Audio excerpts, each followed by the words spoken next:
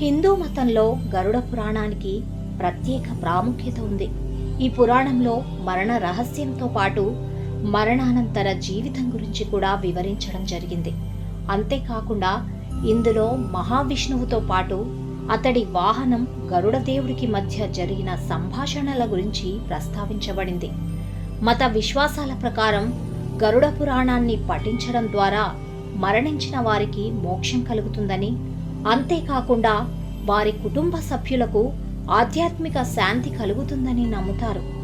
ఒక వ్యక్తి మరణానికి ముందు వచ్చే సంకేతాల గురించి గరుడ పురాణాలు తెలియజేస్తాయి. గరుడ పురాణం ప్రకారం మరణానికి ముందు ఒక వ్యక్తికి ఎలాంటి సంకేతాలు కలుగుతాయో ఇప్పుడు తెలుసుకుందాం. ఒక వ్యక్తి మరణానికి దగ్గరగా వచ్చినప్పుడు అతడు దానిని ముందే గ్రహించడం ప్రారంభిస్తాడు. అవును, గరుడ పురాణంలో దీని గురించి ఒక రహస్యం చెప్పబడింది. దాని ప్రకారం ఒక వ్యక్తి తన మరణానికి కొన్ని గంటల ముందు తాను వెళ్ళబోతున్నట్లుగా తెలుసుకుంటాడు. గరుడ పురాణం ప్రకారం మరణం సమీపిస్తున్న కొద్దీ ఒక వ్యక్తి చేతిలో ఉన్న రేఖలు తేలికగా మారతాయట. అదే సమయంలో కళ్ల ముందు చీకటి కనిపిస్తుందట. మరణం సమీపించిన వెంటనే కలలో తన పూర్వీకులను చూడటం ప్రారంభిస్తాడని గరుడ పురాణంలో చెప్పబడింది. అంతేకాకుండా తను గడిపిన మంచి రోజులను కూడా గుర్తు చేసుకుంటాడట. మరణం సమీపించిన వెంటనే ఒక వ్యక్తి తన ప్రతిబింబాన్ని నూనె, నెయ్యి, గాజు లేదా నీటిలో చూడలేడు. నిజానికి నీడ మనల్ని విడిచి వెళ్ళిపోతుందట. గరుడ పురాణం ప్రకారం మరణం సమీపించిన వెంటనే ఒక వ్యక్తి తన చుట్టూ ప్రతికూల శక్తులు ఉనికిని అనుభవించడం ప్రారంభిస్తాడట. తనను తీసుకెళ్లేందుకు యమదూత వచ్చాడని గ్రహిస్తాడు.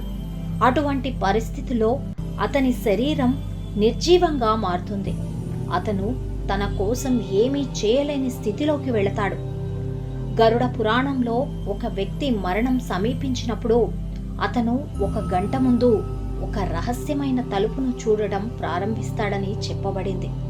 ఈ ద్వారం నుండి అగ్ని కిరణాలు వస్తాయట. ఈ తలుపును చూసినప్పుడు ఒక వ్యక్తి తన జీవితంలో చేసిన అన్ని చెడు పనులను కూడా గుర్తు తెచ్చుకుంటాడు. గరుడ పురాణం ప్రకారం ఒక వ్యక్తి మరణానికి కొంత సమయం ముందు యమదూతలు కూడా కనిపిస్తారట.